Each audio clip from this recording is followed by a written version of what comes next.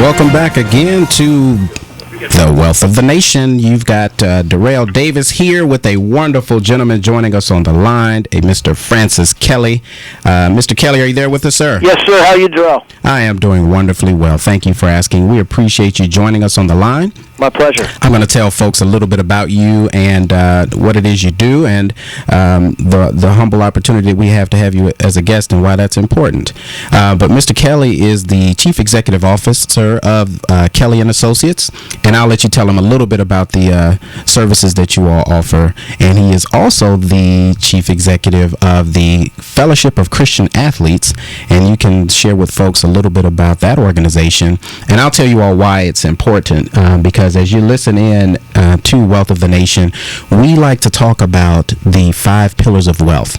And I believe wealth is more than just money. So it's more than just that financial capital component that so many of us focus in on. It also involves our human capital, political capital, as we had a couple of guests today representing both the Democratic Central Committee and Republican Central Committee of Prince George's County, Maryland. But we also have the intellectual capital component and spiritual capital. And the reason that we have Mr. Kelly on the line with us is because I had the privilege of meeting him earlier this year. And one of the things that I was impressed about with this gentleman is that he has managed to successfully live an integrated life. And that was one of the things that we've talked about in our conversations. And I wanted him to share with us how he has been able to successfully live this integrated life that so many of us are striving for. And in the process, tell us a bit about the organizations that you are the chief of and are at the helm of. Thank you, Darrell. It's an honor to be on your program, and I'm humbled by your introduction. I am CEO of Kelly and Associates Insurance Group, and a division of a company called KTBS Payroll. And since 1976, we've been involved in providing small, medium, and large businesses access to quality health, group health, life, disability insurance products and services in a cost-efficient and a cost-effective manner. We're fortunate to work with over 12,000 employers throughout the state of Maryland and the Mid-Atlantic region in the design, implementation, and delivery of their health insurance programs that they provide for their employees. So we're fortunate to work with hundreds of thousands of families throughout the state of Maryland when it comes to the delivery of their health care or their health insurance. We also have a payroll company that integrates into the benefit company we have developed as well, and again, trying to create efficiencies for employers and ultimately their employees. In reference to my involvement with the Fellowship of Christian Athletes, I've been involved with FCA since 1987 when I first learned about the organization, and I was fortunate, I guess, to be a high school, college student athlete, and it was in college that the spiritual light bulb went on in my life, and my eyes were opened up to the reality and need of, for me, of having a personal relationship with God through His Son, Jesus Christ. And God used sport to humble me and some other things to get my attention and to draw me into a relationship with Him. And I got involved in a fellowship for athletes in college at Cornell University that really influenced my life for the first time, being exposed to the Bible in a personal and real way. And as I began to grow, I began to realize that faith isn't just a once-a-week thing for an hour on Sunday, but it's a part of every part of our life. When you step on the field as an athlete, in the classroom as a student, in the social scene, and yes, as a business person. Awesome. And so I am fortunate to be a part of a second-generation business. My parents started it 33 years ago now, in the basement of their home, where me and my 3 brothers grew up. And I now work with all 3 of my brothers, who are all trying to run a business that honors God and blesses people. Wow. That's phenomenal. And I definitely would like to highlight and note the fact that so many of us think about athletics and the performance of athletes. And recently we just had the NBA's All-Star game, and not long before that, the Super Bowl. And so much focus goes in on the festivities.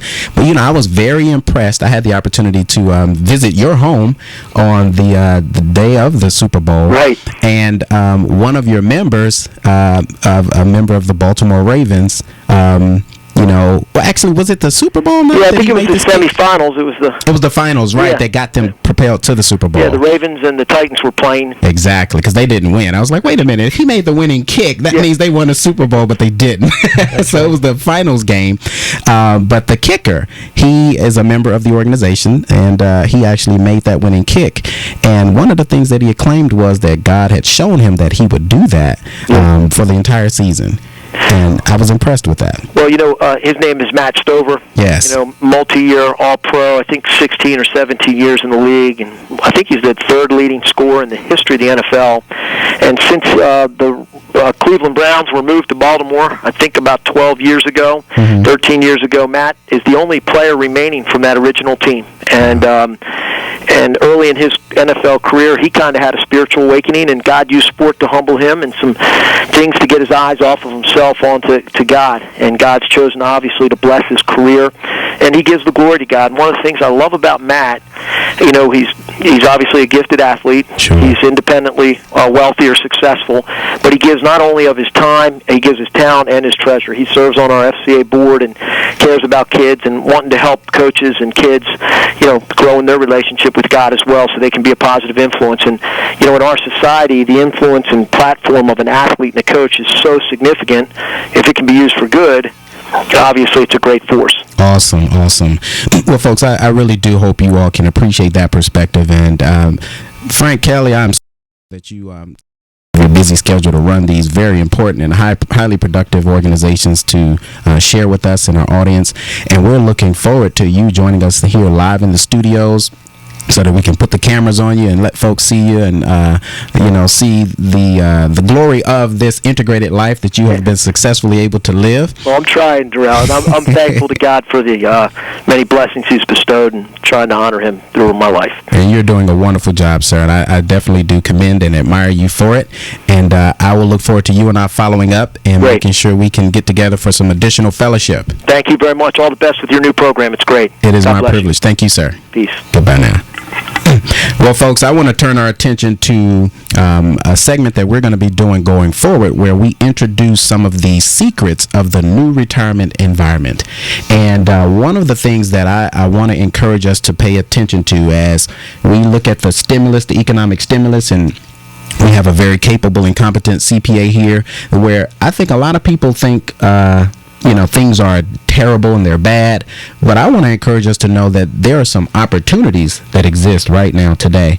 And in many instances, a lot of the economists would suggest, and particular tax advisors perhaps will suggest, that taxes are probably as low as they're going to be in our lifetime. Because of the expensive things that we're going to have to do, such as the stimulus. Ultimately, folks on Main Street need to understand that we're going to have to pay for that one day. One of the things that I want to share is there's some major mistakes that people are making in areas that they control. And one of those areas is the retirement accounts, our IRAs. This is, for many, the largest source of wealth, financial wealth, that we have outside of our homes. We just talked earlier about the fact that the home values have depreciated. They've gone down, and taxes on our homes in many areas are potentially going to be going up. So that is not necessarily the largest source of wealth, because the equity that used to be there in the high rolling years isn't there. But for many people, although we've had investment losses in the market, I think I saw a statistic that said the average Fidelity investment account, Fidelity happens to be the largest administrator of retirement plans in the country, dropped just under 30% in 2008. So people have lost money. I do understand. However, there's trillions of dollars, better than $10 trillion in our IRA retirement arrangements, 403B plans, our 401k plans, 457 plans. And we have to be good stewards of this money, because one day it's going to be what is going to care for us, and we cannot expect that the government will.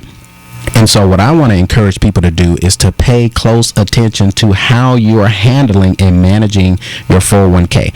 Not that you're managing the investment aspects, because you need to work with professionals on that. But there are things that we can do that we fail to do that puts our 401ks, our IRAs in a bad position when it comes time for distribution. We just talked about sports. We know typically basketball games, you have two halves. Football games, you have two halves. Well, in our retirement planning, there are two halves. We have the accumulation half of the game, which is where we're putting in money, building it up, and growing it towards having a big nest egg that we can be proud of and admire.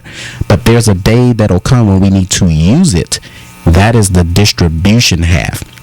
Very few people have a plan for distribution.